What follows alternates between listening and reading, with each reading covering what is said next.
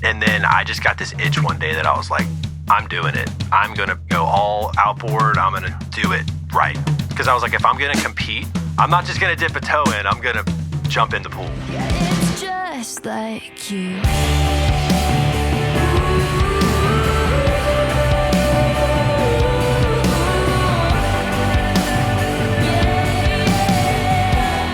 Welcome everybody to Nashville Drummers Podcast, episode 24. Today's guest is Kip Allen, who is the current touring drummer for Madeline Edwards and also Devin Dawson. And many of you may know Kip as a Belmont grad here in town. He's a session drummer as well, and just an all-around really good dude. And from having great hair. Yeah. And great taste in bourbon. Totally. I liked him talking about figuring out your direction and doing the things which send you that way and not doing the extraneous things.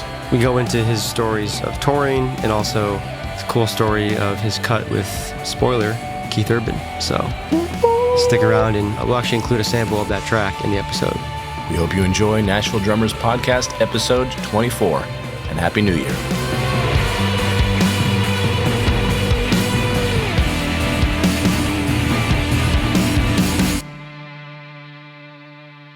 Thank you so much for being here. Thanks for having me. Yeah, I've of course. Seeing y'all on Instagram, and I'm like, ooh, what are they doing over there? Yeah, well, it's funny. We were just talking beforehand about how we connected, right? Through Instagram. And Right. I think I followed Kip like just before I even came to Nashville, following the cool Instagram drummers back then. Yeah. And that must have been like, because I mean, you were, I definitely want to go into use of social media and just marketing, all that kind of stuff. But yeah, I mean, I've been following you for like 6-10 years. I don't know, something like that. Wow. Dang, dude. It's like the home studio thing. So I've been following you for 6 years. I know. I'm like, wow. every moment has led to where we are right now. Instagram has allowed us verbiage that in any other era would be so unacceptable. I know, I've right? followed you for 10 years. Like, what the I've been watching you. Yeah. You would think of that. Yeah. I like your Instagram picture. has given it a weird, like, I know people's lives without knowing them. But it's also like, how many people do we follow but never meet? Don't really know. Right. That's true. That's why I love doing this podcast. We get to actually meet the people, see the personalities. And Right. And it's allowed us a glimpse into both, I mean, Instagram and social media in general has allowed us a glimpse into like I call it the deep lore of drums. Like if you go into a comment section and someone says something interesting and then the drummer sees it and responds, Andy Prado saying, well, yeah, man, like I always practice with wrist weights on. Oh. And then like actually seeing in one of his videos on the snare, like almost out of sight, are wrist weights. I'm like, oh, he really does practice with wrist weights on. I'm like, oh, okay. Got it. The deep lore of drums going in the book. But yeah, the comment section is like the playground at school. Kids talking, but now it's just, that's where you find it. Yeah, it's the proverbial water cooler or whatever. Yeah. Yes. Take us back to, your journey to Nashville, because you've been here now, 10 plus years? 10-ish years, yeah. I think right at 10-ish, I think. Wow. And you're still here. Start to lose track. Yeah. But Very cool. So I came here for Belmont. I went to Belmont for 4 years, studied commercial percussion, did the whole thing. But I actually, a lot of people dog on going to Belmont, but I got a lot from it. And I dogged on it for years. I know I did. I'm guilty of it. Certain aspects. But when I look back and like more so who I studied with and who I met, just worth every penny. Yeah. So at a school like that. Can't be mad about that. I mean, first year got to study with Chester Thompson. Like, good Lord. Hard to beat that, man. Yeah. Like it was this weird relationship of like, I'm disappointed in you because you didn't practice, but like would never get mad, would never yell, never raise his voice. But it was That's just worse. It's like your father being there. Yeah. I've had teachers like that too. Dude. But it made me practice harder. Yeah. It was really smart. I was Yeah. like, all right, cool. But actually, one fun thing about him, we'll go off a little tangent. Yeah, on no, that. dude, tangent all the way. That's a fun like We time want all the in my stories. career. Yeah. Just, I came in being this metal drummer, being not really knowing what I wanted to do. Started in metal before college and toured and went to college and was like, let's figure this out for real. And basically, Chester would have me play everything on the right, to like right-handed normal, and then he would be like, now you have to play it left-handed. Everything. So like full lefty kit or open hand? just open-handed, luckily. okay. But he would make me like, usually he would put a right on my left, and I would have to like actually do that. Luckily, he didn't make me change my feet. Yeah. But I think that even challenged me more because I had to still play it right-handed in my feet, but left-handed in my hands. Yeah, man. It was really cool. In the moment, I was like, what the hell am I doing this for? But now I look back and I'm like, oh my gosh, I catch myself all the time doing something open-handed. And I'm like, I would have never done that without him. Yeah. Yep. But it's cool. It's opened up a lot, but I play open-handed now. I changed from cross-handed. Really? Open. Yeah. So I'm. I still need to get into that. It's come up a lot on this too. I feel like it's honestly. I feel like it is the most natural way to play. There are reasons why we're taught cross-handed, and I think those are still based in where the drum set was 50 years ago. Sure. But we can get into that another time. You know, your left hand's probably not. It might be a little weaker. Your non-dominant hand is probably not that much weaker than your dominant hand, but it's probably like 80% or 90% dumber. It just won't respond as well. Yeah. So doing little things like I would just first I started writing the alphabet, you know, uppercase and lowercase, and then I just started free form journaling with my left hand, and I started really tightening things up. Yeah. So that's to hear that he made you play open. You got to learn to play it all open handed. I'm like, I love that. That's fantastic.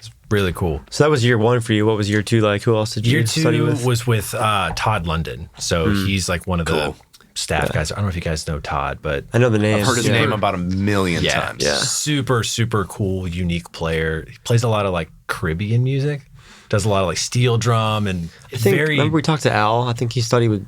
He went to Belmont too. I think he did the same track. Most people study Chester with Todd and at least Todd, once. Yeah. So Todd was great. He really got me into like Afro-Cuban and Caribbean music, like all sorts of crazy styles. Tried to push me into jazz. I resisted because Fair. I never felt a pull to jazz. Like nothing ever like pulled me to it. I love it. I love listening to it. It's really cool, but I just for some reason don't want to play it. Don't really want to play it. Interesting. Yeah. So that's often the opposite experience. Right. Because people are like, I don't really want to listen to it, but it's fun to play. Yeah.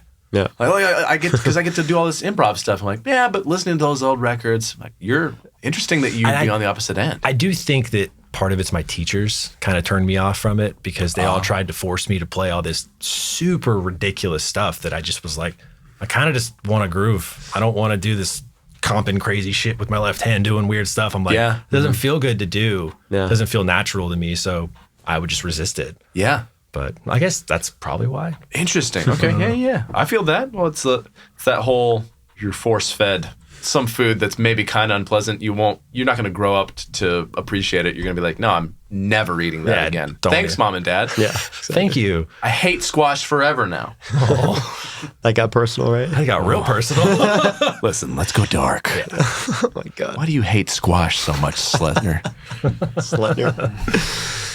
That's good. So talk to us more about that transition from, because you said you kind of grew up being a metal drummer. Yeah. But then going to commercial, you say percussion? Percussion. So I had to study like classical alongside drum set. But I went there for a drum set. But they basically were like, you got to study classical. And I was like, okay. I resisted, of course. I was like, I don't want to learn 4-mallet marimba. Like, what is this crap? It's awesome. But it is really fun. Yeah. It's I don't use it now, but I picked up 4 mallets the other day on a vibraphone and was like, I can still do this? Cool. Put it back down. Wow. So that's, I don't know. That's kind of like, honestly, I got here and I was like, I'm done. Metal, I quickly realized I wasn't going to make the career I wanted to make with it. So honestly, I was too happy for it. People used to always laugh at me. They're like, dude, you're playing this like really angry music and you're so happy. Like you're smiling on stage and it's weird. And I'm like, sorry? I don't know. I love playing drums and it's fun music. I still play it. Yeah. But I just don't play it out anymore. Right. Interesting. I mean, my left foot is weak now. Oh, yeah. But my right foot's good. Yeah, buddy. What kind of metal now were you into at the time / do you still dig? Oh, I still listen to metal all the time. Yeah. I mean, I was really into kind of like all the mainstream guys, like A Day to Remember, Attack, like the metal core, I guess is what you would call it. I really enjoyed all that music. It was fun. I think it had a lot of elements of dance in it, which I think I'm now literally at this moment realizing that's maybe why I liked it so much, because I also was super into EDM. So like it's that stuff is just dancey stuff that's really heavy. Yeah. That's it. Like that. What's not to like? Right. It's aggressive dancing.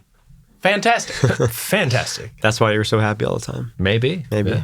And then once I got to Belmont, I was like, there's no metal here. I don't see anyone doing it. I don't want to even reach out to anyone doing it. I was just kind of like, I'm just going to make a separation and then I ended up playing with Devin, who came from a metal band. Right. I was like, of course, I find the one metal guy, but he didn't want to do it either. So it was perfect. Birds of a feather, baby. Yeah. You're going to attract that. I mean, I don't necessarily believe in like, people talk about the secret, like you're putting it out in the universe and it's going to come back to you. Like if I'm out wearing a shirt that says Dillinger Escape Plan, somebody who likes Dillinger is going to see that shirt and be like, yo, you like Dillinger? Yeah. That's what's up, man. Yeah. What's your favorite Dillinger album? Like that, it just happens like And that. you can't tell him. Right. I'm not telling you because this is Nashville and there's no metal here. So get away from me. Get away from me. Why are you wearing the shirt then? You're all just Don't ask me equally questions. depressed. Well, Don't ask me questions. There's a lot more metal coming here. There is. Which is interesting. Yeah. there sure is. Do you guys Just like all genres coming here now. Like it's really random? You've probably seen that more than most. Do you guys know Thy Art is Murder? Thy Art is Murder? Yes. Nope. They're coming to the Basement East. I don't know if you like know some of their songs. It's one of the heaviest bands I've ever listened to. Yo. And I'm going. And I'm yeah. terrified. And I'm taking my wife. And she's also terrified. Perfect. And I'm excited. We're going to be back by the soundboard. Like, Stay away from that pit. I am scared, but also got to be there. Yeah. Yeah. Actually, that would be hilarious to put on like a huge metal show there. So I think someone told me Metallica played there or something. way. The basement? Yes, the basement. What? Yeah. Apparently. A bunch of people were like, oh, yeah, that happened. Like, I remember there was like thousands of people in the parking lot trying to get Oh, so in. maybe it was an outdoor thing? No. Or no, it was indoors? No. Yeah. They played in the basement. Oh my God. I'll have to look into that. Yeah. Unbelievable. I don't even know how, like my brain can't compute that. Yeah, I'm like, what? How? I mean, I don't doubt that it would. If you're saying that people said it happened, then I'm pretty sure I'm it's Metallica. It's been a few years since someone told me that. Give us some of your metal drummers that you were looking up to or still look up to. We're going down this path. Garska, Garska's great. Matt Greiner. Matt, Adam Gray. Yeah. I saw him in college. Dude, he came to my college. Adam is one of the reasons I Insane. wanted to do stick tricks. Yeah. And then I dropped a stick one time and was like, I'm never doing a stick trick again. That ruined it for you. I was like, that was embarrassing. It's so much. It's a huge risk, huge reward. If you can do a sick stick trick, you know Dean Castronovo, the guy who was playing for Journey for a while. Oh, yeah. Okay. I think he was the first one I ever saw do like the giant stick toss. Oh, like way up in the air. Way high, yeah. And it was, let's see, it would have been during Separate Ways, during that the build up to the final chorus. That's oh, what the fuck? yeah. It's one thing like at the end of the song, but like in the middle, especially a build up like that, that is risky. That's But badass. how do you suppose? Like, how do you get good at that? Like, it's so. I feel like if you're failing, you're not only you're dropping and it's annoying, but like you're gonna break a lot of sticks. I don't know how many sticks you've just thrown at the ground. I've like snapped sticks in half by throwing sticks at the ground. Well, I mean, you can practice that, but I feel like doing that live is like a different. Yeah. That pressure, you can't really practice that. You know. I mean, Right. That's kind of maybe Broadway because that's the gin. Then Right. That's where I you do can't it. wait to see you. Do you play on Broadway? I sub sometimes. Okay, not, I can't wait not to as see nearly as either much of as you on Nate. Broadway throwing the stick up. I mean, I'll be Nate's like, already there you just go. an animal on Broadway, so that's not a far next step for him. Well, okay. I want to talk about. Obviously, we jumped into the metal thing, but I really want to hear about what you're doing now. Currently, I'm playing for a girl named Madeline Edwards. She's kind of a newer country-ish artist, as they all are ish artists. But she's got a cool like Americana thing kind of behind her sound, which is really fun. Been really fun for me. But that's who I've been touring with this whole last year. We did like the Stapleton run for like 3-ish months. Awesome. Played my first 2 stadiums, which was really cool. Wow, man. Tell us about that. Yeah. Very. Oh, this is gonna suck for y'all probably. Underwhelming. Really? Yeah, in a weird way. And my wife was with me on the first one, and she said the second I walked off stage, she was like, Just like, what's wrong? Yeah. "What's wrong?" And I was like, "I don't know. That was just really weird." Granted, we were first of 4. I mean, it's crazy. It was like a 30,000 person stadium or maybe more. I don't even know. Where was that? This was in First one? Kentucky. Kentucky? So is it a stadium that they'd never done a show before? So it was the first time, like an old football stadium, I think. Yeah. But it was great. I mean, we had a great show. It was really fun. There was probably still 10,000 people when we went on. Like, it's not like we played for no one. Right. It was still like packed enough that I was like, oh, damn. Yeah. We're in a stadium. Like, this is crazy. But it was like, I walked off and I was like, okay, it's just another show. Like, Yeah. I had it too built up in my mind. That's what I was going to ask, if you had those Yeah. expectations for something Probably different, too high. But I yeah. do think in Stapleton shoes or any of his bands, I think looking out and seeing the entire thing, being the headliner, that would be different. Yeah. Sure. Everybody's singing every word. Yeah. Totally. That's a different feeling. Yeah. So it was kind of Yeah. interesting because, like, with Madeline, that was our first run on the tour. Right. Like the first weekend. The second show was a stadium. And it was they called us, it was like a fill-in for her. So they weren't expecting to have us there. They had another artist drop at the last minute and they were like, we know you guys are supposed to go on this tour in like a month and a half, but can you come on next weekend? And we were like, holy shit. Okay, yeah. I'll Book drop rehearsals, everything, like we yeah. gotta go. Like it was we hadn't rehearsed yet.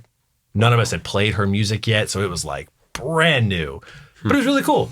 The show went really great. Everyone was super happy but it was like, I think maybe just a lot happening in the moment for me to like really settle into being like, holy shit, I'm playing my first stadium. Yeah. Yeah. Because I can look back on it now and be like, yeah, that was really cool. But in the moment, it was like a weird letdown.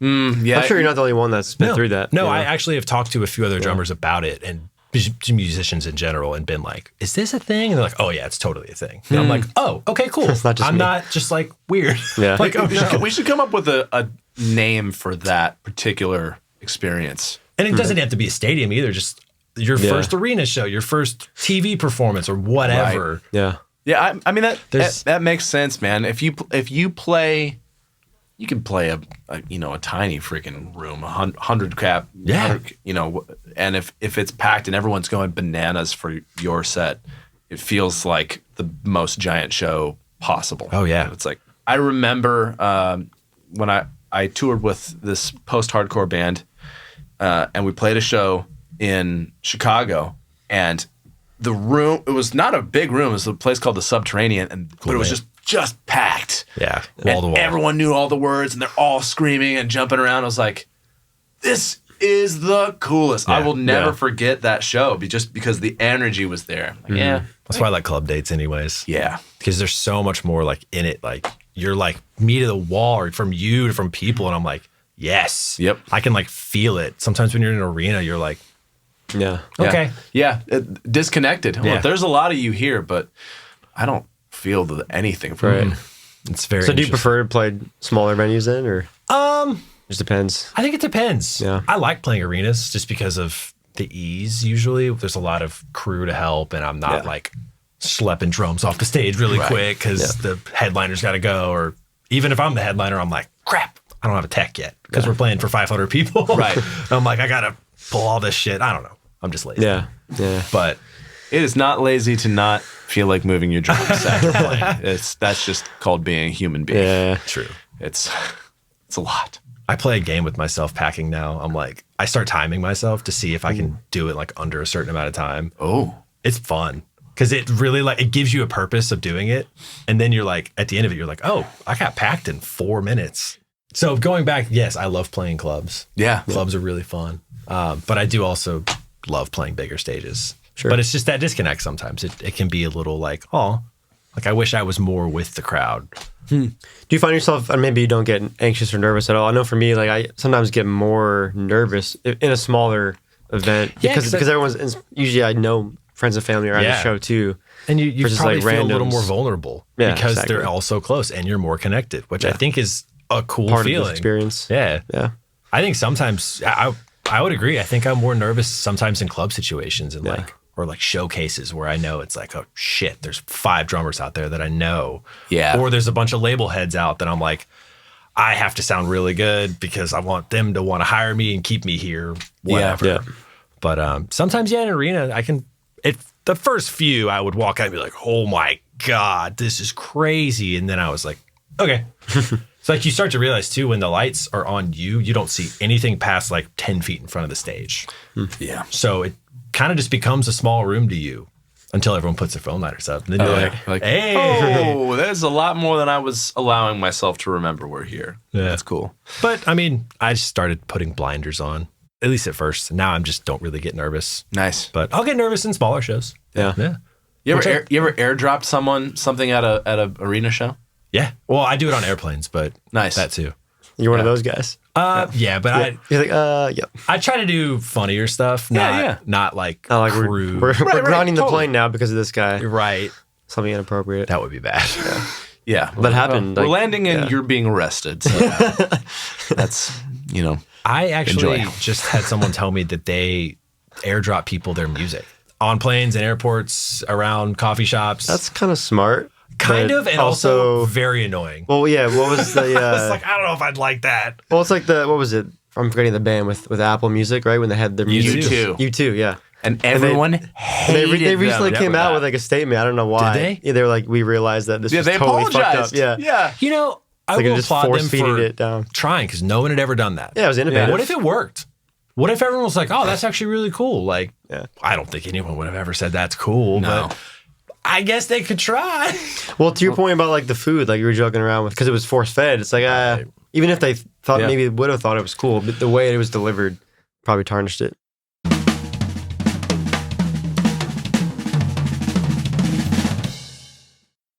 Along the lines of playing bigger venues, and you mentioned like media appearances. Yep. You were just on the Today Show pretty Yep. recently, right? Yeah, Was that I think it's about 2 also weeks with ago. Madeline? Yes.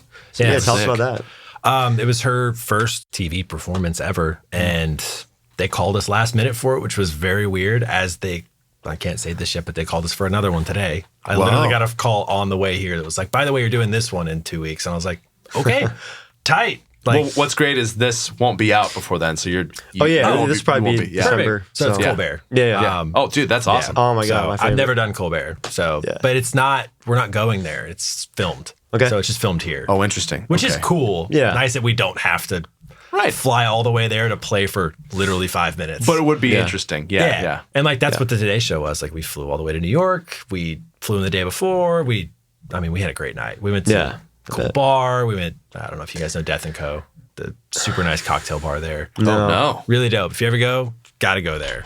Writing this down. Yes, you should. Yeah. So we went there, had a cool dinner, and then we woke up at the like 2 a.m. call time Jeez. that takes. Went there, sound checked, came back, showered, went back to the show, and we were on a flight in like 2 hours after that. Damn. And So that's a quick thing. Yeah, I was back in Nashville by like 7 or 8, Yeah. which was very bizarre.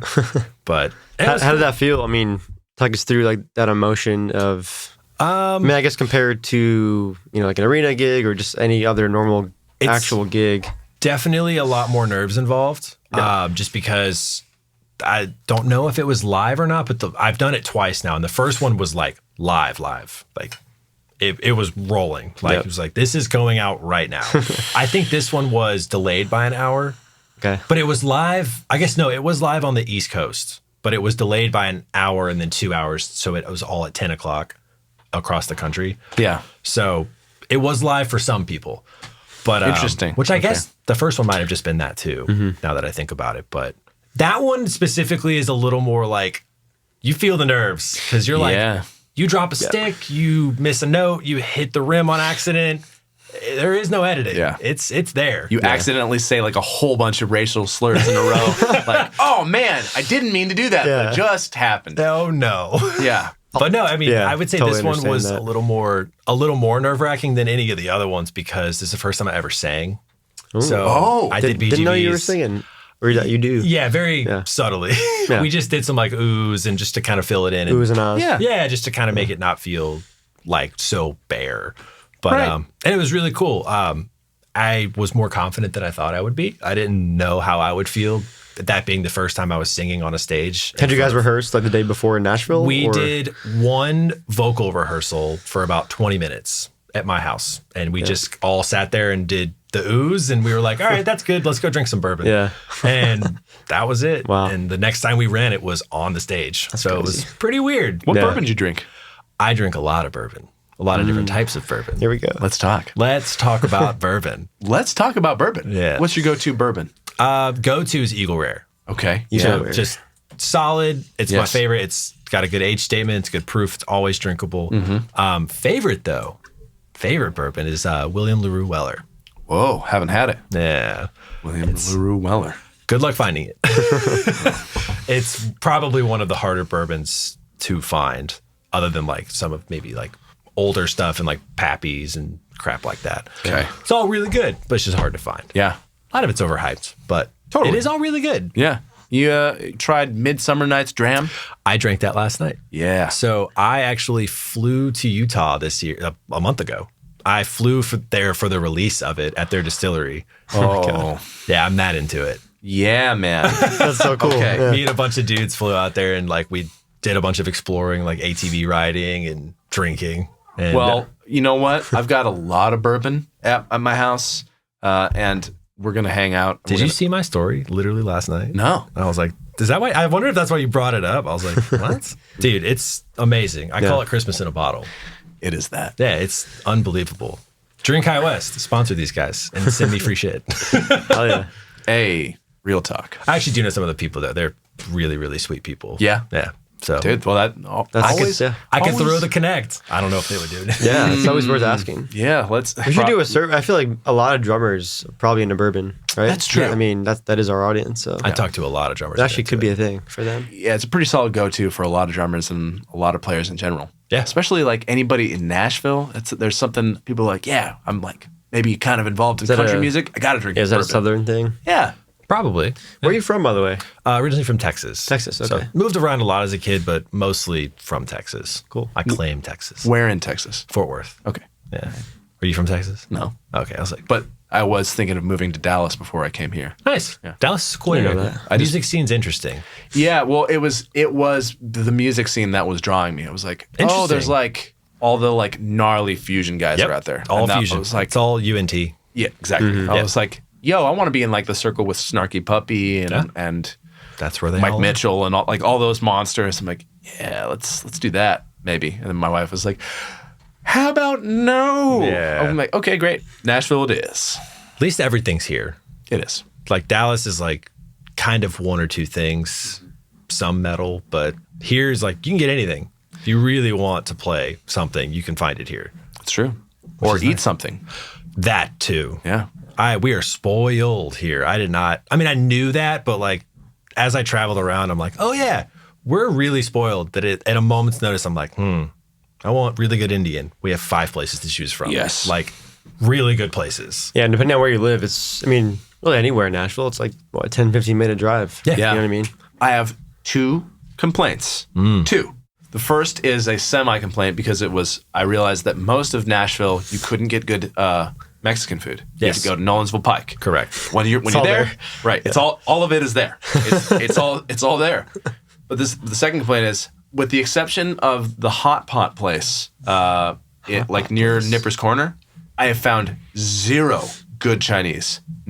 It's a tough one. Not one place. I I've agree. had some takeout like in East Nashville, but it's not like, oh my fine. God. It's yeah, just it's exactly. fine. Yeah, like I'll do it. Which a lot of Chinese, I'm not looking for like, holy shit. But Yeah. I do want one place that's like, Right. holy shit, I that I need can that. like splurge on. Yeah. Well, it's like we have everything else. We've got great sushi places. Oh, yeah. Fantastic Thai and Vietnamese. Like there's some Steakhouses, of good course. places. Oh yes. Yeah. Fantastic Korean barbecue options. Like we have. I'm married an Asian. I'm like, Nice. I want good Asian food. Yeah. So going back to the Today Show. Yeah. We'll get through it eventually. Yeah, eventually. Yeah. It was really fun though. Like it was a cool experience. It was both times. This time because I'd done it once before, like I knew the stage, I knew the people, I knew Hoda. I don't know her, but I met her before, so I was like not starstruck by anyone. Yeah. Everyone was super cool, super chill. We actually took our sound guy, who's also our TM, with us this time, and he like worked with the sound guy there. So our ears were dialed when we walked up, Cool. which was amazing. yeah. So it was really comfortable. Like I think they did a great job. But it's funny, man. The second that camera guy, the main guy, looks at you and gives you the countdown of like 5, 4, your Flutters. entire body, my entire body just went into like shock. It was like, oh, we're going to do this now. Yeah. Okay. Like, cool. Here we go. Now, were you counting off the songs too? Yeah. Or, okay. Yeah. So we just use Click and no tracks. So it's all just there. They give you a countdown. They're like, stage is yours. It's like, oh my God. Man. And it's live. So it's like, you don't want to wait because then it's like, they're just cameras on you, like, go. Yeah. That's got to be very Wow. exhilarating. Yeah. But it's That's so really cool, cool. though. They, Yeah, how's that feel when it lands? Like, I assume you got through it and we're like, yes. So, have you ever played a show like an opening set for someone and you're like, you only get to play like 20 minutes? Yeah. Like a too short. That's how it feels. Yeah. You get all this like adrenaline. You're like, oh yeah, we're in it. And by the end of the set, you're like, shit, I just want to keep going. Because there's only a few songs, right? Right. There's one. Oh, just one. Okay. We did one song Well, yeah, and you have geez. all that energy and you've been up since 2 a.m. and you're just like, fuck yes. And then it's like, oh That's it? shit, Yeah. that's it. Want to keep playing? So we all swiftly went to a bar after. Yeah, we of were course. all like, to the bar. Like, Yeah. what are we doing? Because like we all needed to like calm down. But Yeah. it was Wow. cool. It's Yeah. a really cool feeling. It makes you kind of go back to that first time you play a show or like that first moment. It takes you back to that like infancy of being a musician. Because Yeah. you kind of are. Well, it's interesting, like, as you get to these different Levels. right, that's whatever. like, yeah. I am now in the infancy of this Right. level. It's brand new. I've never done this before. Right. I've played thousands of shows of these other type. Right. And go into that, you're like, whoa, first one. Like this is something I am a completely baby. different. Wow, yeah. That is such a trip. It's a cool experience. I mean, I could tell you all day, you should go do it, but it's like, no, I mean, you don't. Yeah. Those are hard to come by. Like Yeah. you have to be playing for the right artist at the right time Yeah. or whatever. Yeah. Listen, today's show, are you guys interested in prog rock? Because do I have the band for you? The band for you. Are your ratings too high? We can help with that. Dang. Boom. Whatcha? Roasted.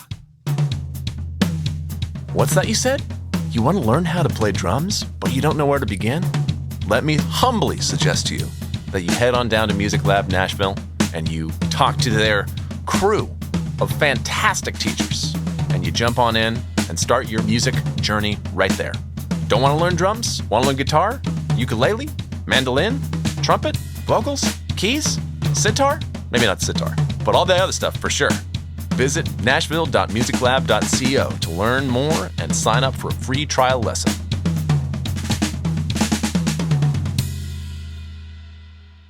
Let's switch gears to, I know anyone that follows you on social media definitely sees your work as a session drummer here in Nashville, right?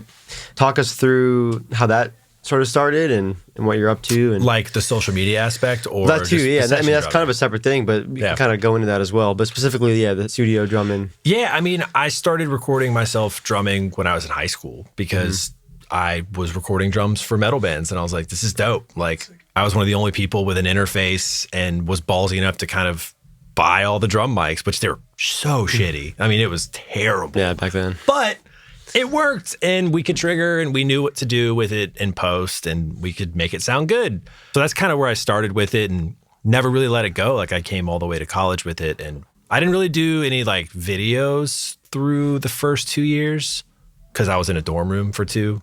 So Yeah. I was like, this isn't going to work. But I practiced and recorded drums in the room a lot. Yeah. And I would actually take some of my drum recording gear to the practice room sometimes and like record those drum sets, which they sounded terrible. But Yep. I didn't do it often because of how bad it sounded. And the rooms were like the driest thing I've ever experienced. But it was still cool. But I got to do it in my room a lot and just learn, engineer, and figure it out. But the more, it really wasn't until, I don't know, a couple years ago, maybe 2 or 3, maybe right before the pandemic, until I was like, I have a decent setup. I've got a couple Apollos. Like, it's cool. I'm doing it. And then I just got this itch one day that I was like, I'm doing it. I'm going to fucking go all outboard. I'm going to do it right. Yeah. Because I was like, if I'm going to compete, because I kept telling myself I want to compete with the A-list guys. How do I do that? Yeah. One, I got to be damn good. Yeah. Got to be a damn good player. Right. That's just a given. Yeah. And then you have to have the right gear if you want to do it from the house. And know how to use it, of course. and then know how to use it. Yeah. But you have to have it first. Yeah. You just have to have it to figure out how to use it. Yeah. So that was kind of like I'm not just going to dip a toe in, I'm going to jump in the pool. Love it, man. So that's kind of where I'm at now. And I have 16 outboard pre's, I think, I upgrade to an X16 Apollo. So it's, I got to come by your place. dude, anytime. Check out, yeah. Seriously. I tracked all day today. We had 4 songs to do today. It was good. Yeah. So yeah, man, that's still learning how to engineer. It's funny. Like I was talking to the engineer this morning, who's a really, really good friend of mine. His name's Mitch Furr. And I was just like super down on what I was doing. I was just like, man, I listened to fucking Aaron Sterling today and I just want to quit. I know, that's always the threshold. Oh my God. His stuff is just unbelievable. Yeah. And it's like, it comes through the phone like you're listening on speakers. And I'm like, right.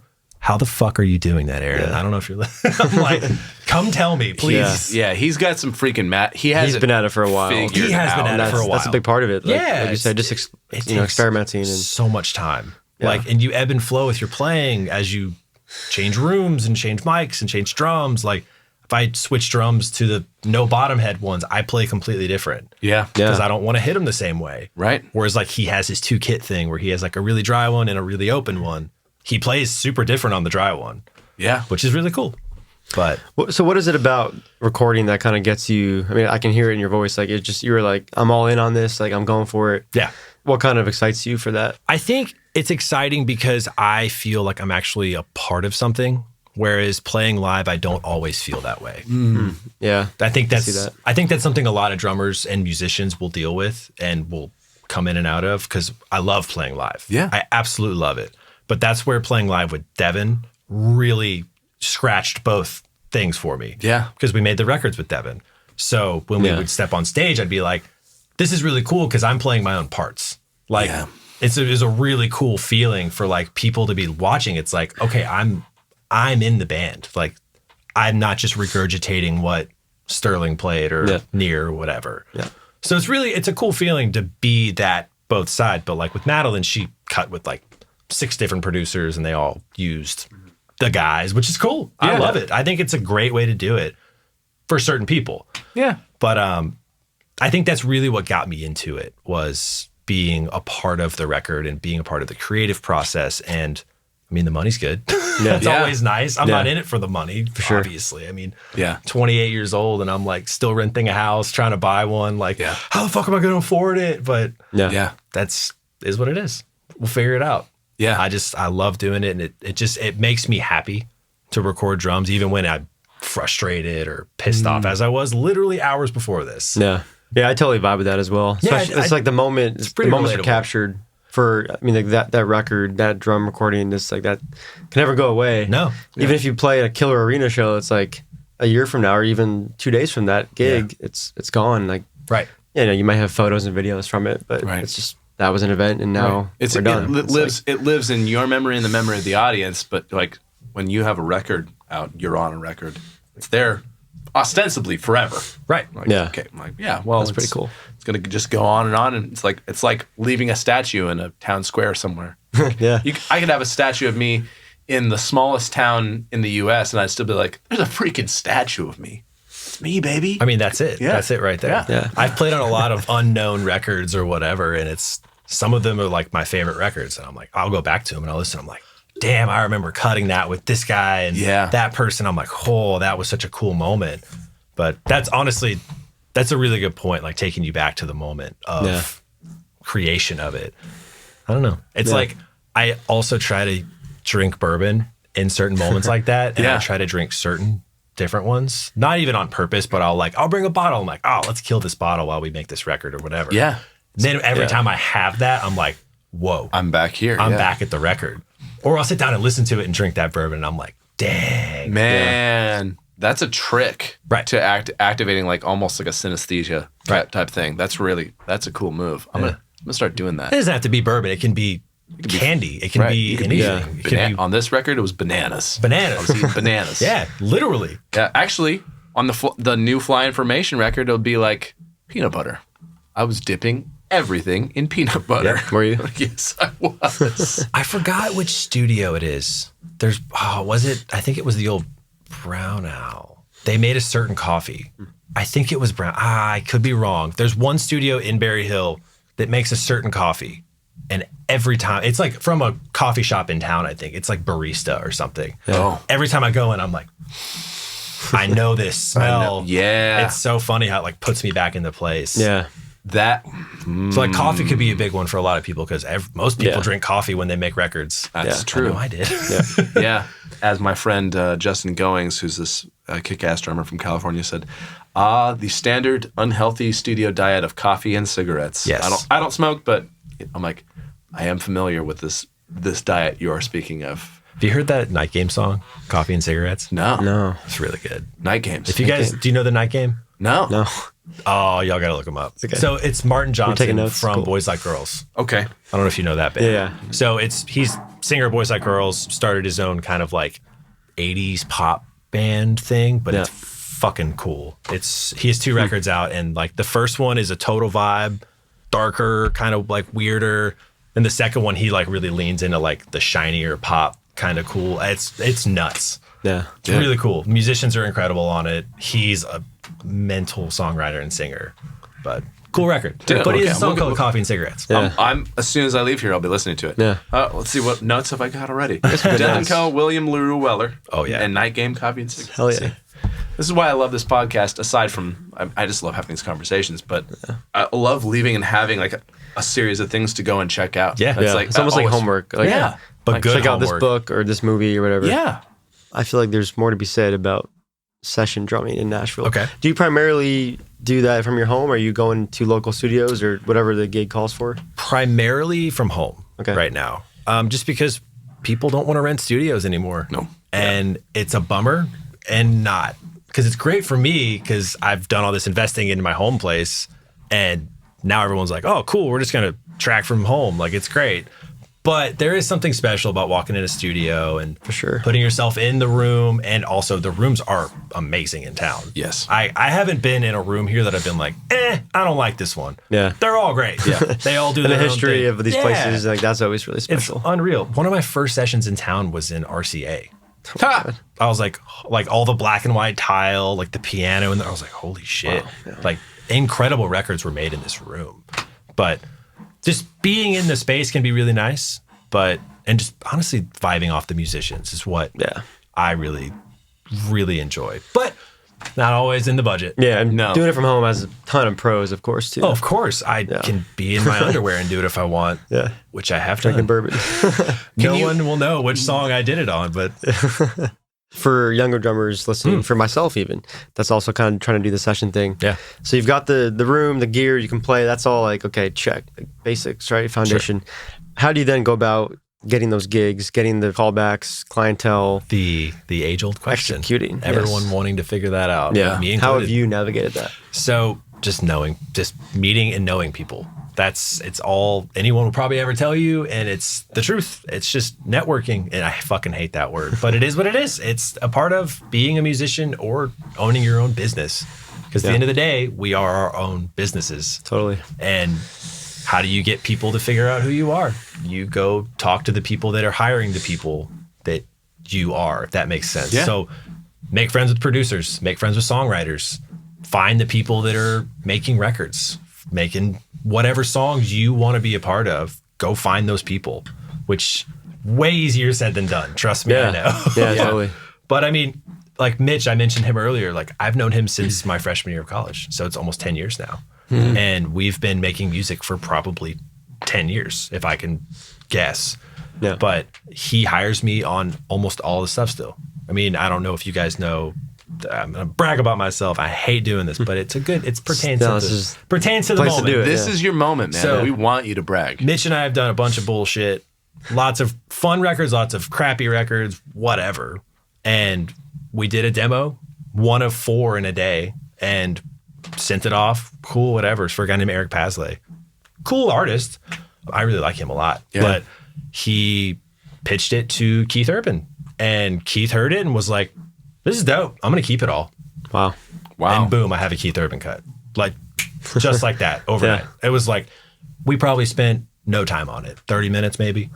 Maybe.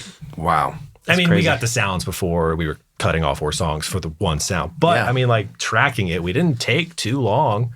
I put in the Phil Collins, like fill in it for fun. Yeah. And it stayed. That's They why he kept liked it. I was Probably. like, God dang it. I literally was like, Mitch, we can recut this. Yeah. You know that, right? He's like, oh, he wants to keep it. He loves it all. I was like, okay. So, Dude, what song is that? Wild Hearts. Okay. Wow, man. Yeah. So for those not familiar with that process that you just described, like is he taking that actual recording? Is he then splicing it up, doing what he wants with it? Or? Yeah. So he took the recording overall. I know he edited it. I'm sure they pocketed it and did a bunch of crazy shit, editing, mixing, guru stuff. Like Mitch was telling me a little bit of what they did and like how they kind of like spliced it all up, but like they used the parts. Like they used my parts. I'm sure they cleaned them up, hopefully. I hope so. They probably needed it. But it was just in that moment, we caught a vibe and we almost didn't even know it, which was very interesting to like look back on that and be like, oh yeah, like that was a really cool demo. And I do remember it being like, that's a cool song. But I wasn't like, yeah, Keith's going to cut that tomorrow and I'm going to be chilling. Like, I'm listening to that. That's another one I'm gonna listen to as soon as I leave here. Yep. you'll hear the Phil and be like, that motherfucker. Phil Collins, yeah. That motherfucker. Yeah. It's not full on, but like it's definitely a nod to it. But it works. It like we didn't just throw it in there because it was like, I did it as a joke, I think. And Mitch was like, damn it, that actually works. That's hilarious. And I was like, yeah, it does. I was like, it's a demo, just leave it. Yeah. Cards and all of the wild hearts, just like mine.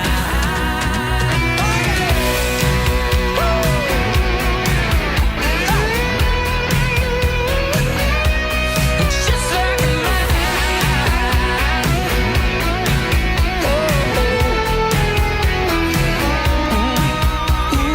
This goes out to the drift. And I mean, I've always heard of those stories happening. Yeah. But I've always been like, how do you get there? And then Yeah. I guess it just happens. So that is along the lines of there's this story that my dad told me. There's this I don't know where the college is, but there was this college class. He's just been telling me this story for the last couple of years. Like it'll just come up in conversations, and I love it. This college class, this professor, the subject was photography, and he divided the class into 2 parts. First half of the class, their job was to take one picture the entire semester. One picture, but make it great. Yeah, it has to be. It has to be a great photo.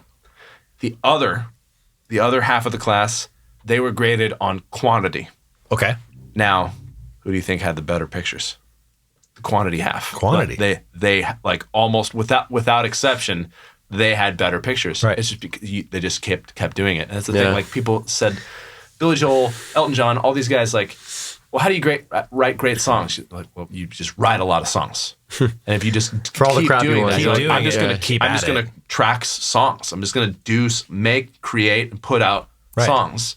And eventually, One of them will hit. One of them is a Keith Urban cut. Yeah. Like you're like, and you liked it, Right. But you're like, I didn't foresee that. No Like- idea. Like, okay, cool. You do your best work, Right. and you just forget about everything else. Yeah. That's what it seems like to me. Yeah. Just keep doing your best work and putting things out there. Yeah. Everything you put out into the world, that's literally wealth that's been created. Yeah. Yeah, like to segue to like the social media thing. That's a very Gary Vee mindset too. Yeah. Yeah. Right? Just like don't worry, like just put out, just create, just put out content. Don't worry about it being super polished. And Right. Yeah. Have a schedule. Just be your authentic self, and That's it the other should thing. stick. Like, That's a good segue. Just Yeah. be unique. Like be yourself. Like don't try to be someone else. Like I talked earlier, I was like, oh, like I fucking love Aaron's sound so much. It's like, so Right. take things from it. Sure, learn from it. steal. But I don't want to sound like Aaron. Right. Yeah. I want to wanna sound be like you. me. Yeah. But obviously he's got a level of quality that I'm like, wow, that's something to strive for. But Right. hopefully that pushes me into my own world, Yes. not more towards him. Because he already does his thing Right. so well. He's that guy. He's Yeah. king of that hill. I love that. Right. I want You to can- build my own hill. Right. Exactly. Yeah, exactly. My buddy Jonathan. Do you know who Andy Prado is? I don't. Monster out of LA. Monster. What's his name? Andy Prado. Andy Prado Jr. Man. Prado Yeah. Jr., Check okay. him out, man. Yeah. Unbelievable. He's like My one. own notes now. He's one of the guys. He's one of the guys, man. He's taken over the freaking game. I love it. But my buddy Jonathan took a lesson with him, and they play very differently. But he was like, what I wanted was not to sound like Andy, but to do my thing as well as Andy does his thing. Like, I wanted to get inside his head. Yeah, that's it. Like, okay, how are you approaching practicing? What do you do? Okay, you do this. Okay, that's this. Okay, cool. And you can do that. If you can get yourself in a room with someone like that, you can pick their brain over a couple hours and really get a lot. Yeah. Have you ever gotten a chance to like sit with Aaron or like take any? So I did his like masterclass thing. Cool. Yeah, but, I was gonna ask you about that. It wasn't like, it was really good. If you get a chance to do one, I highly recommend it because I'm sure he's gotten better at them too. Yeah. But I definitely remember being like, I know a lot of this information. Yeah. Like I just feel like, I'm not saying I was above anyone in the class, but I was like, shit, like I know a lot of what he's talking about. Right. But the people didn't, and like they needed to know, and I didn't want to be that guy that was like, "Can we talk about something way like the next more level. advanced?" Yeah. I didn't want to be that guy. Yeah. And like there was a couple dudes there, like Aaron Steele was there, and like I was nervous because I didn't really know Aaron that well. 2 Aarons in the room, Yeah. But Aaron's like amazing too, and I was like, shit, like he was asking these really like purposeful, thoughtful questions, and I was like, my questions are going to sound stupid compared to his. And I was just like, here we go. And shut down. I was just like, I don't know. But it was super beneficial to just hear him talk, kind of like you talked about. Yeah. Because he's just a dude. Yeah. He's great. I've talked to him a few times. Like we've messaged back and forth on Instagram. Yeah. He's super honest. Like I'll just be like, yes. dude, what are you doing here? And he's like, oh, I'm doing this. There's no secret. He's just like, yeah, this is what I'm doing. I'm like, Yep. thank you. Cool. Yeah. Thanks for not gatekeeping something. Yeah, 'Cause, right. like, he also knows I'm not going to sound like him. Right. And that's the thing that he's honestly helped me learn, and a few other drummers that have helped me with production stuff and like engineering is like, they don't gatekeep it because they're like, you're not going to sound like me. You just won't. Right. Right. Like, It's so much the Wild West, like it doesn't matter. Yeah. Like you could have the same plugin, same software. It doesn't matter. Different drummer and different the way those are all those things come together. That was one of my favorite learning moments, like watching a YouTube video and being like, I'm going to put the exact snare chain Chris Lord Alge put on his snare and see how it compares. Ha! It's all like shit. Like, right. Because it's not the same room, not the same gear, Right. whatever. Not the same drum. Like, Yeah. there's so many things, variables. Right. Not the same literal physical hands Yeah. holding the stick. Literally. It's Yeah. your people don't understand how much just literally your flesh and blood affects the sounds Yes. that are going to come out of the drums. Saw the man in black, spotlight in the air. Heard 1,000 screams, saw my daddy stare. Feel like Going back to the social media thing. Yeah. So I started using social media probably at the beginning of college because that's kind of when Instagram was like really popping off. And I started realizing, I think I would post I started posting pictures initially, like of like overhead drum shots where it would be like all my Istanbul Today's symbols. office view, right? Literally, yeah. I would never hashtag that because Yeah. I knew how like people like saw it and I'd Yeah. be like, oh, I don't want to be that guy. Yeah. Just, like, but I never this picture's awesome. Somebody yeah, I was like, I'm share going to it. post this. And then all of a sudden companies started reposting all my pictures and I'd be like, huh. Then I got attention from companies Yeah. and I was like, oh, I can use this to like, This tool could actually benefit yeah, my I career. started to realize like, oh, I'm going to connect with these companies that I've never been able to even get a hi from Right. in an email, like anything, and never even found the email. And now all of a sudden these companies are like, hey, what's going on, dude? Like, Yeah. you're doing cool stuff. Yeah. Whether I was or not, I made it look like I was. Yeah. Which is social media in That's a nutshell. right. the trick. Yeah.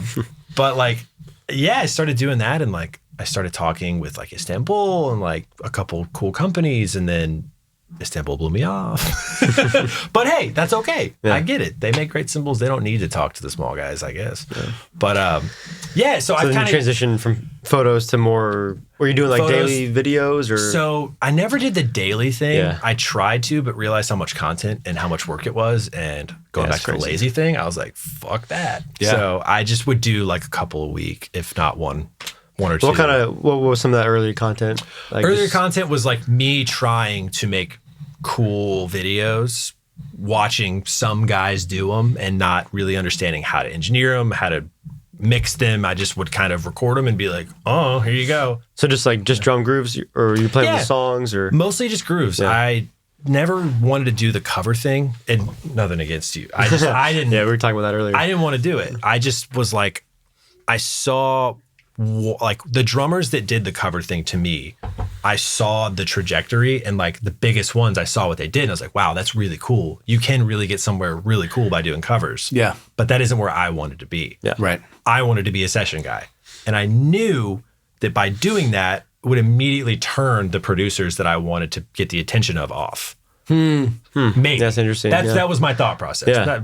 Well, that's a great mindset to have, especially early on in that. Right. Like, let's look at the end goal from this thing before I just jump into it. Right. And you realize you didn't want that. So. And that's what I saw in it. I was like, because I learned that from posting pictures. I started realizing like, oh shit, this is a cool tool.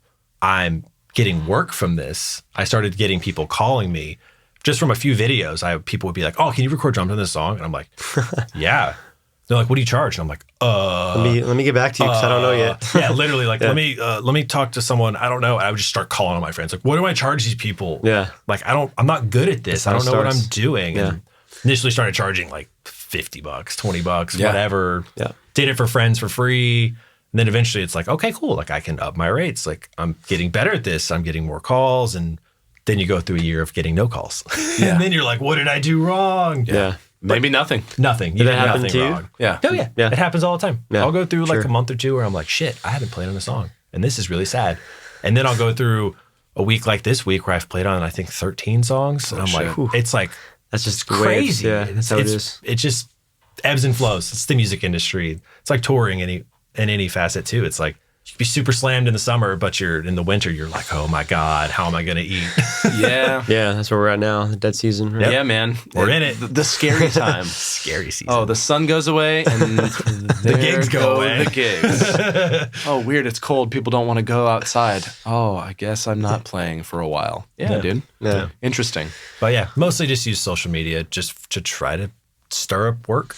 Yeah, I mean, that's super smart. It's a tool, you know. It's like, just a tool. I mean, I don't care. I mean, of course, who wouldn't love to be like somewhat famous? Like, I don't want to be like Ryan Reynolds famous. Fuck that. That sounds brutal. Like, that sounds like a terrible life. Yeah. But I would love to have some like internet fame. It's kind of cool. It's like, people watch, I think like, where Sterling's at is a amazing what I position mean? to be in, where he can just post himself, talk like the comedy he does, and he'll get comments and like actual reactions.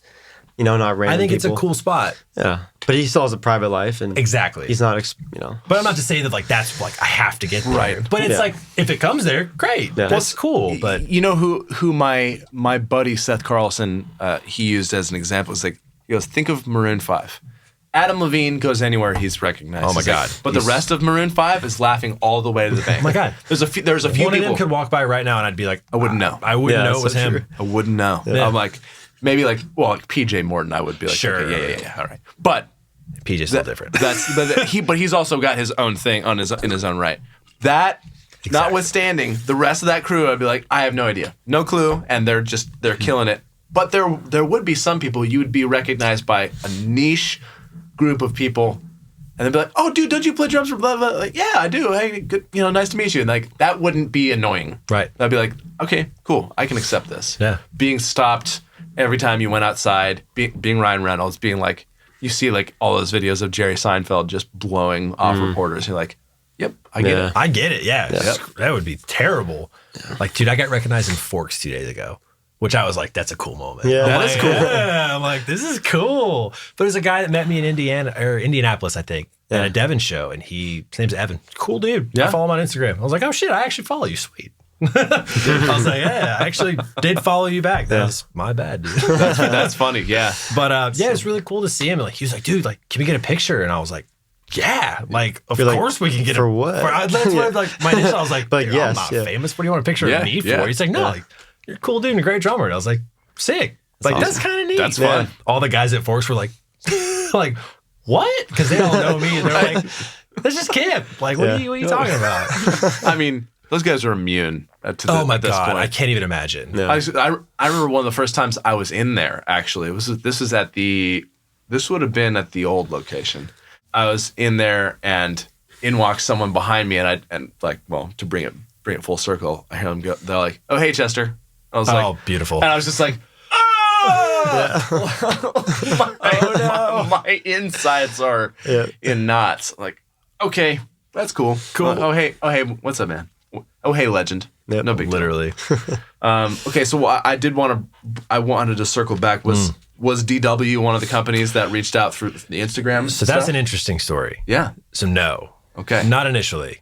It's a long convoluted. Well, not too super long. I mean, basically, I was a sophomore in college. I think it was sophomore, junior, somewhere in that realm. My initial interaction with them was an email from John Good, Garrison, my rep now, Mick Fleetwood's manager, and then one of my mom's fiance's friends that lives in Hawaii. So this is where it gets this is weird. What a bunch. That guy that lives in Hawaii A freaking follows me on Instagram. Oh, I'm sorry, he was Mick Fleetwood's manager. This is like I forgot. This is a beginning of a joke, like It's like like a reverend priest. Yeah. So he was Mick Fleetwood's manager. Saw me on Facebook through Ron, who's my mom's fiance, and saw that I played DW and was like, he texted Ron and was like, does he like playing DW? And Ron was like, of course, I think. Like, it's a great drum company. Yeah. Reaches out to John for me and goes, I think you should sign this kid. And John was like, okay. Had the social media team look me up. And because I had been posting all this, the social proof initially, was all there was just a little bit of history. Mm-hmm. They were like, cool, we'll sign him. Amazing. I was a sophomore, junior in college. I got an email from all of them in a rehearsal. I was at like this jazz rehearsal doing some like nothing thing for the school. I was like, it was like a small gig. And I was like, I got the email. I was like, I have to leave. Like, I need to just walk in the hall for a minute because I'm going to yell. Yeah. Because I was like, I just got an email that like, I don't know if I'll ever get again. Like, this is a crazy email. So that's and I've been with them since. Yeah. That's your first endorsement? Yep. Yeah. So technically it's the first like signed endorsement. Sure. I'm with a few other companies, but unsigned. Mm-hmm. But which is fine with me. Yeah. Kind of better. Yeah. I get the benefits of being signed without being signed. Wow. It's kind of cool, which is what a lot of companies will do. Yeah. I've now learned it's what they call dancing with you. Mm-hmm. Oh, They'll dance. Like, okay, yeah, we can kind of scratch your back. You're scratching ours. Right. Yeah. And we don't have to sign anything. Which is really cool. Yeah. I love it because then there's no like, if I say something stupid, smart off on an interview or something, or a podcast, they don't feel like, well, now we need to officially make a statement. Yeah. We do not endorse what Kip said. Right. Yeah. They can just disassociate. Yeah. And it's like, no worries. Yeah, again, when you accidentally go for a double paradiddle, but accidentally say like a whole string of racial slurs, they're like, that must have happened. You just tell us. Did that happen to you? No, it didn't. It didn't happen. Never happened. I can't wait for Madeline to listen to this, if she even does. And she's going to be like, sup? Like, I'm not going to say shit, Madeline. Madeline's black, by the way. Okay. I didn't know that. Okay, yeah, I didn't know that. We've had lots of talks about this. It's not weird. But it's hilarious. Hey, listen. Man, what a story. I mean, that's obviously some luck involved there, too. Absolutely. What would you say endorsements is obviously a big topic that comes up with drummers. And what are your thoughts now, just after having been in the business, kind of working with the W and approach for trying to get an endorsement, or just how to utilize maybe social media, too? Because that's been a definitely tool. tag them. They're all more active than ever. I've now really noticed, like, Warm Audio, Vic Firth, like all these guys, like they all comment on my stuff and message me, and like they don't, like, Warm doesn't give me anything. They don't have nothing to do with me, but I love their stuff. Yeah, and it's great. So it's cool to like I just tag them, hashtag them in my posts. I usually just tag them though. And they see it, great. If they don't, great. But it's like, I use it in two ways of just like, that's an easy way of being like, this is what I use for people that are curious. Yeah. And then it's also a great way for them to be like, oh shit, that's a guy using our stuff and he's consistently putting out cool stuff. And maybe we should send him a compressor. But like, totally things like that. So, I mean, tagging companies online, but also posting content that you would want them to see. Yeah. So being purposeful with that, but also like just understanding that they are a business and so are you. And if you want discounted stuff or free stuff, you have to offer something in return. Because if you don't, why would they work with you? Yeah, what's the value? Yeah, there's a value on me for TW. They know that I'm going to post a certain amount of things online. They know I'm going to play their stuff live. It's like a very simple contract. There is no like, you have to post 5 times a week. Yeah. Nothing like that. It's just like, the basic thing is like, if you're playing live, play DW. Yep. That's the basic of our contract. Yeah. And if you're making any kind of footage. Yeah. Which I use vintage stuff in the studio all the time. Yeah. I mean, I've got '66 Ludwigs. I've got this weird made in Japan kit. It's called an Apollo. I've got a Rogers kick now that I freaking love. Yeah. And I'm like, I told my rep, I was like, look, like this is studio stuff. Like I am unfortunately making videos with this stuff. Unfortunate for y'all because I know it's not DW, but like the DW kit is not always what I want to play in the studio. Exactly. It doesn't That's do the gig. Like, what you have I to want use- in the studio. It doesn't do everything. It doesn't do everything. It does Right. it does what it does really very well, Yeah. but that's it. And Yeah. when it's like everyone's right now wanting low, thuddy, dead drums, it's like, well, that's not what DW is. Yep. Yeah. But for live, I love them. Absolutely love them. But I'm trying to build a new kit with them right now. So Yeah. they actually have one at Forks that really got me going. Yeah. It's weird. It's like a maple. It's a 8-ply, I think, 8 or 9-ply, 3-piece, and it's got purple heartwood in the middle of it. Whoa. Like an inlay? Or it's No, it's part like of the shell? literally in the plies. So it's like maple, purple heart, maple, I think. Something like this. Oh, I dig that. It's very lot of cool. plies. And it is Jeez. very expensive. But I think I'm going to have them build me that because it sounds fucking amazing. I was just in there today. I actually need to. I It's forgot. upstairs. It's upstairs in the cymbal room. But it's the finish I want. Oh yeah, glorious. It's really weird sizes. So it's like a 13 by 9, I think, 16, 16, which is really normal. And then the kick is like a 24 by 14, Yeah. which I was not used to. 24 by 14? Yeah, I wasn't, Yeah. I liked it, but it was like, I don't know. It's like for 14, I was like, this is like too skinny. I don't know. I wanted either like a 24-16 or like a 22-14. Right. Yeah, I want a does look little skinny. more depth on the kit. I mean, it's that you can get like a John Bonham thing with that, like the little Which is skinnier, which is that's cool, but that's not the sound I always want. Right. So like my DW kick right now is a 22-18, which has got so much like punch and like so much like it's like a cannon. Put a mic on it, put it live. Everyone's like, dude, that kick is wild. And I'm like, What head are you using on it? right now I'm using I think a coated pinstripe, but that was for Madeline. So for Madeline, I had to make the DWs a little more vibey. Yep. And a little more like kind of like old schooly. Yep. But for like Devin, I would do like clear. Like it was like basically a pop setup. Like I would make them as like punchy and attacky as possible.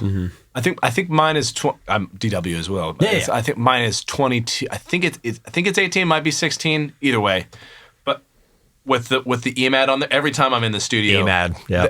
every single time, like I guess what I got too. engineers are like, Yeah. holy shit, your kick sounds amazing. Yep. Like, EMAD does the like scoop country rock thing, dude, unbelievably well. unmatched Yep.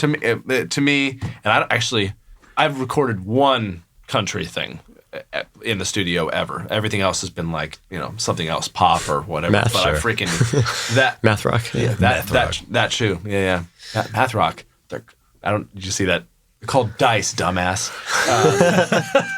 But yeah, that thing I'm obsessed with. That kick and that head. And I use that, what is that Remo pad called? The Flam Slam? That thing. It's like a little Kevlar pad. It gives more attack. That combo. It's good. How do you tune the heads? Fairly tight on the back. Actually, fairly like medium tight, bowder side, Yeah. and tighter on the back side. For Really? sure. So you go higher. Yeah. Cool. And it smacks, man. I've been experimenting with mine with going to that coated. I have a coated that's like a P3 Remo, or like pinstripe. Yeah, with the 3 rings, I think is what it is. I love it. It sounds really cool. It's like brought it into that like vibe world, but still has like cool punch. Yeah. But I basically finger tight both of them. I've never done that with that kick. And then like on top of it, you're like, I mean, it sounds kind of weird and flabby. Put a mic on it and it's like, holy shit. Yeah. Like, I had no idea. Because I'd always like tuned them a couple turns up, maybe tried to get a little more tension and like a little more like length. Yes. But doing this, I was like, oh, I can make a 22 by 18 sound like a 22 by 14 by doing that. So that's what I did. You touched on a good point there with endorsements. I actually worked for Pearl here in Nashville. Oh, amazing. I didn't know that. Sorry. Specifically, So now we're not going to air this episode. No, I mean, we all make good stuff. DW is No, great. it's obviously. all great. Yeah. But it's funny. Today I actually dealt with this with my positions. Actually, I run the social media for like band orchestra. We work a lot with like orchestral players. Yeah. And that's just it. It's like, okay, we have Pearl and Adams percussion endorsed artists. But like, when the conductor is calling you to play the red one in the back because he wants that sound. Like you play the red one. You know, as my boss would always say. Yeah. It doesn't matter at that point what brand it is. No. Like you do what the gig calls for. Right. You try to make every effort to, especially for video, play the brands. Because going back with the sound, what I'm trying to market what people are wanting right now, and people aren't wanting the straight up the middle country sound. Yeah. They want the weird. They want the Aaron Sterling. They want the weird, like, what the hell is he doing with that kick drum? I know. Like, Yeah. so it's hard because I'm like, I want to play the DWs, but The cool modern stuff. Right? the ones that I have are modern. Yeah. And it's like, they don't do that. Yeah. Which is why I want to get another kit that are more of the vintage style, Yep. more of the sizes I want for that realm. Yeah. Because it would be nice to have both. Totally. But Yeah. yeah. You gotta play what this gig calls for. Yeah. Also, yeah. y'all have a Pearl kit at Wild Horse, right? That's a Pearl Wild kit. Horse. Yeah. Yep. Dude, I played that there. kit is mental. I love that kit. I yeah. love it. I forget which one it is. I just played it the other day with Madeline for Yeah. like a buyer's showcase there. Oh, cool. And oh my God, we had the Yeah. Porter and Davies like seat. Yeah, too. I love playing there. I've never Yeah. had one, and I was like, I can't go back. Everything's mic'd up. Oh no. I was like, no. Yeah. It is so nice. That's the next. I want a Porter and Davies. I'm like, ooh. Oh, Yeah. They're I can't Start tagging. even bring myself there mentally yet, man. I'm they're, like, they're expensive though. Yeah. But they're so cool. But I mean, they'll they're probably built. last you forever. Yeah, they're built into the seat. The seat's super comfy. Like, it's all like built in. There's not just the butt kicker on, like, attached. Yeah. I've heard really good things about them. Yeah, everyone that I've seen using them is like swears by them. But Pearl Thrones are really good too. Hey, you know what? Do y'all Look at make this- one Look at with this the sound in 'em? backrest. Oh, With that's nice. I'm not sure about that. Maybe. I think we used to actually. Really? Yeah. I do. Next year, Yeah. we need to talk because I'm gonna get probably, I don't know, masters. Yeah, you've been eyeing the pearls. dude. Yeah, I dude, just- they're amazing. yeah. I do love Next their year, stuff. yeah, I've been teasing Nate, but 2023 is gonna be a big year for Pearl. Yeah, nice. Specifically the high end drum sets. Yeah, man. We got a lot of cool stuff coming out. Heck yeah. I'm ready. I'm here for it, man. I want in. Yeah. I want some of that. Some of that action. I want that. As much as drums can really change, I mean, Yeah. Right. I mean, Innovate, that's all the that thing kind I've of realized too is like everyone playing different brands is cool, but like once you get to a certain echelon of the brand itself, Yeah. they're all great. Yes. They But all do something, but they're all great. yeah. that is the thing. And that's what I've loved in these conversations. It's like there exist people out there who will trash talk brands, but like if you're gonna do that, just know that like I'll say some stuff about Sabian because I think I don't like the way most of those cymbals sound. But Sabian does make great cymbals. Yeah. Yeah, you'd be a fool to actually trash. Right. right. Maybe some small companies that maybe honestly don't have good product, but like for the most part, all these big Yeah. brands, we're all Yeah. making good stuff. Right at the top, like, You and know? there's a whole like the big and uglies within Sabian. I was like, oh yeah, a bunch of those sound fantastic. Yeah. I love them. But like all we talked about it a million times: Yamaha, Pearl, DW, freaking Sonar, everybody. They're all making the high end stuff. Is all amazing. It's Yeah. all incredible.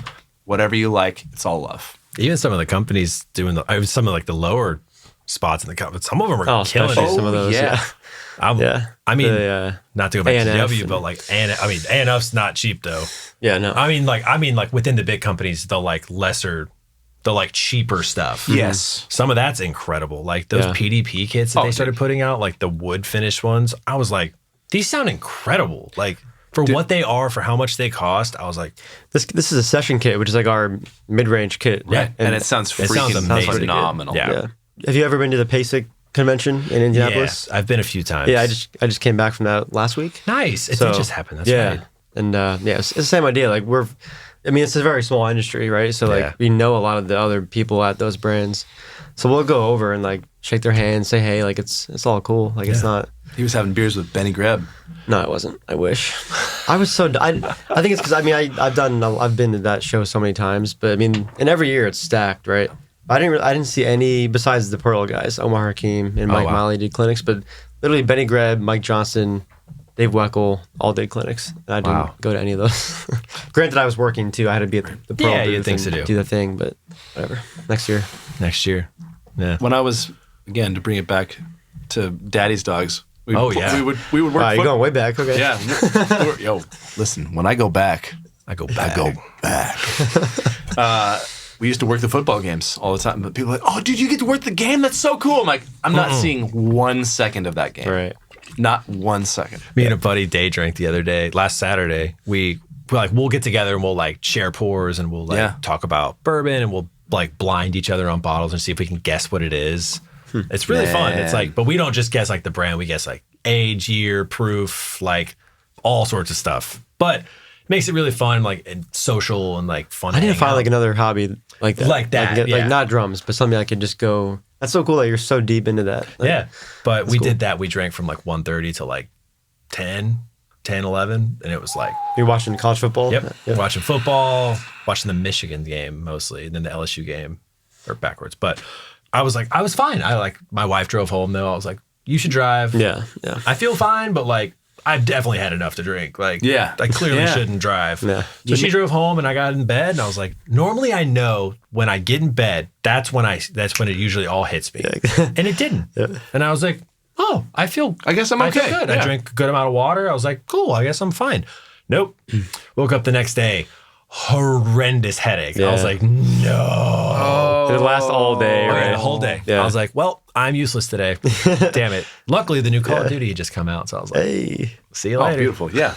No tracking to do. Yep. No tracking, nowhere to be. I was like, video gaming all day. Is that a big hobby of yours? Yeah, I like video games a lot. Did you have problems with it like everyone else did? What do you mean by problems? People were like, I saw just a ton of complaints online about the new. Oh, yeah, of course. Yeah. But I'm fighting through it. I don't care. I'm like fighting through it. I love the Call of Duty games. Yeah. I love the multiplayer. Yeah. And I like Warzone. It's really fun. The Warzone's super buggy right now. It released yesterday, I think. It's like the first day. Gotcha. So it's super buggy. But it's free if you guys have Xboxes or PS4s or anything. No anymore. I do have a PS4. What's besides that? What have you enjoyed playing through?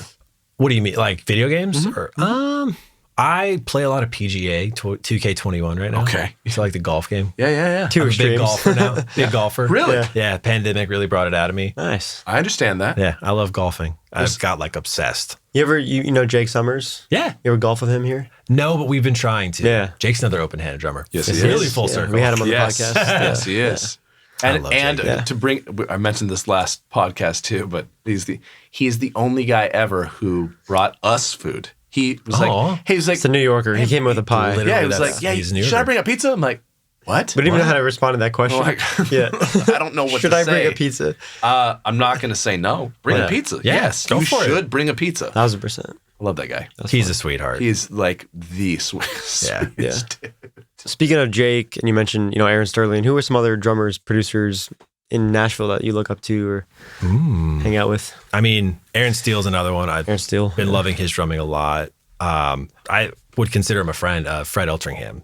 I don't know if you guys know I don't know him, actually. So Fred is Sheryl Crow's drummer. Okay. So he is also low-key probably one of the most hired session guys in town that you don't know about. Mm-hmm. I love him so much, and you should write his name down because 100%. He is, I think he just has one of the best grooves in town. Like, it's just so unique. You said Eltringham? Cool. Yeah, Fred Eltringham. Huh. I don't think he has Instagram. I think when people like tag him in photos, they just hashtag him. So if you look up his hashtag, you'll see pictures of him. See, it's funny. Like we could talk about the benefits of social media all day, but like there's always the sleepers, right? Those guys that like are killing it. Yep. And they're not. No one really knows who they are, but like it doesn't matter to them. Doesn't matter.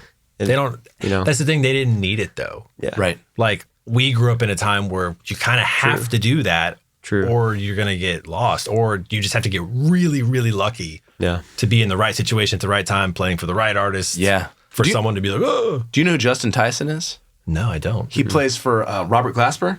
Oh. Okay. So he's like, so Justin is like one of the guys, and he didn't even have social media at all until I think like this year. Yeah. I've seen him zero, but he would always pop like, okay, so he had that gig, and then he had I don't know if he's still playing with them, but he was for a while. He was playing with Now Versus Now, which was Mark Giuliana's gig before that. And I'm like, so he took over for Mark.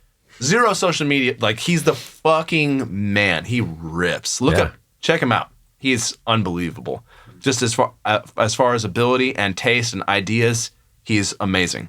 But yeah, like he's a guy who somehow, by word of mouth, by relationship, was being pushed into these other things just by being a complete savage. Yeah. Okay, it can be done. It can. It It can. definitely can be done. But it for sure puts more pressure on those relationships rather than on just like, okay, I can just have, when you have a social media, your thing, your business card exists in the world and anyone can just come you're giving across it. yourself that chance, Right. that big bubble for someone to find. Right. And there are obvious drawbacks to people talk about it all the time. Like, Drawbacks. we get sucked into this thing. Yeah. I feel the pressure of doing this. I'm like, okay, yeah, but if you just put up a few things, you don't have to be like revealing your whole life story. No. If you want to put in as much work as like you have and create something great, that it can get you lots of work as obviously helped you, and it's fantastic. But you can exist without it. Either way, you can win. That's my point. Absolutely. Beautifully said. No, I agree. Yeah. As we're kind of approaching the new year, give us kind of what's upcoming for you and where people can get a hold of you. I'm going to Australia, which will be fun. There you go. When? March. So that'll be fun. It's with Madeline. Yeah. Okay. But that's, other than that, like there's no like tours, nothing set up, but really going to try to dig into like really playing a lot of sessions next year, which of course everyone would love to, but I'm just going to make a real push to do it. Just to be like, well, if I don't have a super busy year with Madeline, Devin's kind of on hiatus right now. So I'm like, well, might as well invest into myself and really take the time. And even if I have to disappear for 6 months and just make videos and work stupid jobs just to make rent, whatever, I'll do it because it's worth it in the long run. Yeah. But, Well, I think you've proven that will be efficacious for you. right. That's already a proven fact. So Yeah. if you just spent 4 months doing nothing but putting out cool shit like that, that would probably provide for you for the rest of the year. Would hope so. Yeah. But you never know. I could get a call tomorrow and could change the entire year. Yeah. Madeline could get a call tomorrow and be like, we're on tour the whole year again. Like, there it is. Because that's what happened with the Stapleton tour. So it was like overnight. It was like, oh shit, we're on a tour the whole year. Yeah. So Damn. I'm excited to see where you go next, man. Yeah. Where would you like people to come find you? Instagram's great, mostly. I mean, Instagram, Kipling Allen is my Instagram. But I've got everything, YouTube, Twitter. Are you on the talk now? The TikTok? Yep, I'm on the TikTok. I basically post the same videos I post on Instagram. Yeah, I've been doing that a lot more. Same kind of idea. I'm thinking about trying to play to the TikTok crowd to see if I can get it to pop off, but I also just don't give a shit. Yeah. Because that's... Like those rhythm trends now or just something... whatever. Just try to do it more. But I don't know. I see people trying and it doesn't hit, and I'm like, it just feels like a waste of my time. Yeah. Because that's only for that. Mm-hmm. I don't feel like that'll get me work. I don't feel like that'll give me... Maybe it'll give me a gig somewhere, but like, will it be the gig I really want? Probably not. Yeah. All right. All right. Perfect. I think that's it. Yeah. That's it. Thank you for being here.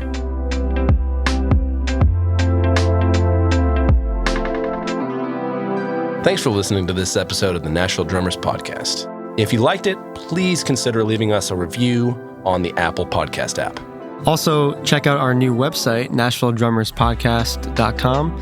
And if you're not already following us on Instagram, you can follow us at Nashville Drummers Podcast. This episode was recorded at Diamond Sound Studios located in Nashville, Tennessee. Sponsored by Music Lab Nashville, production by The Wise Company. Thank you for listening, and we'll see you in the next episode.